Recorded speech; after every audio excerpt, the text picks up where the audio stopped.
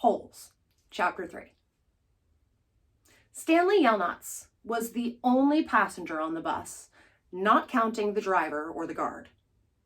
The guard sat next to the driver with his seat turned around, facing Stanley. A rifle lay across his lap. Stanley was sitting about 10 rows back, handcuffed to his armrest. His backpack lay on the seat next to him. It contained his toothbrush, toothpaste, and a box of stationery that his mother had given him. He had promised to write her at least once a week. He looked out the window, although there wasn't much to see, mostly fields of hay and corn. He was on a long bus ride to nowhere. The bus wasn't air-conditioned, and the hot, heavy air was almost as stifling as the handcuffs. Stanley and his parents had tried to pretend that he was just going away to camp for a while, just like rich kids do. When Stanley was younger, he used to play with stuffed animals and pretend the animals were at camp. Camp Fun and Games, he called it. Sometimes he'd have them play soccer with a marble. Other times they'd run an obstacle course or go bungee jumping off a table, tied to broken rubber bands. Now, Stanley tried to pretend that he was going to Camp Fun and Games. Maybe he'd make some friends, he thought. At least he'd get to swim in the lake. He didn't have any friends at home.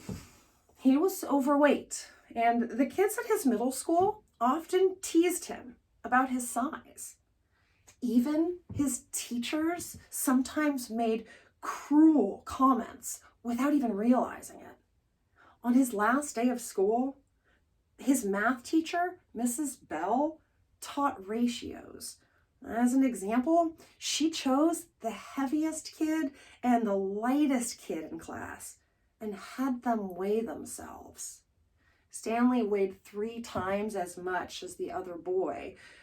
Mrs. Bell wrote the ratio on the board, 3-to-1, unaware of how much embarrassment she had just caused to both of them. Stanley was arrested later that day. He looked at the guard who sat slumped in his seat and wondered if he had fallen asleep. The guard was wearing sunglasses, so Stanley couldn't see his eyes. Stanley was not a bad kid.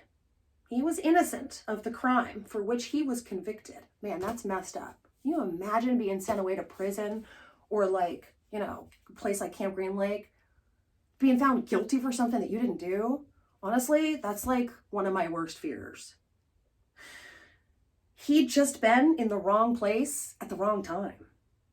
It was all because of his no good, dirty, rotten, pig-stealing great-great-grandfather. He smiled. It was a funny joke. Excuse me, it was a family joke. Whenever anything went wrong, they always blamed Stanley's no good, dirty, rotten, pig-stealing great-great-grandfather. Supposedly, he had a great-great-grandfather who had stolen. By the way, let me tell you right now that what's about to happen is this is the explanation as to how that idea of the curse on the no good, dirty, rotten, pig stealing great-great-grandfather came about, okay? Because it gets confusing for a second, so that's what's happening. This is where the curse came from. Supposedly, he had a great-great-grandfather who had stolen a pig from a one-legged gypsy, and she put a curse on him and all of his descendants, meaning any family member that would come after him. Stanley and his parents, they didn't believe in curses, of course, but whenever something went wrong, it felt good to be able to blame somebody. Things went wrong a lot. They always seemed to be in the wrong place at the wrong time. He looked out the window at the vast emptiness, meaning the wide open land. He watched the rise and fall of the telephone wire. In his mind, he could hear his father's gruff voice. softly singing to him, if only the woodpecker's eyes. The bark on the tree was just a little bit softer. While the wolf waits below, hungry and lonely, he cries to the moon, if only, if only. It was a song his father used to sing to him. The melody was sweet and sad. But Stanley's favorite part was when his father would howl the word moon. The bus hit a small bump, and the guard sat up, instantly alert. Stanley's father was an inventor, meaning he was a guy that made stuff that didn't usually exist, that didn't already exist. To be a successful inventor, you need 3 things. Intelligence, perseverance, meaning you do not quit or stop if things get tough, and just a little bit of luck. Stanley's father was smart and had a lot of perseverance. Once he started a project, he would work on it for years, often going days without sleep. He just never had any luck.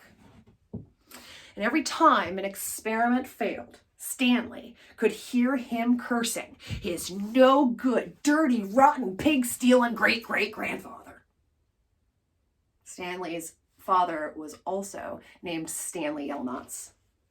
Stanley's father's full name was Stanley Yelnats III. Our Stanley is Stanley Yelnats IV.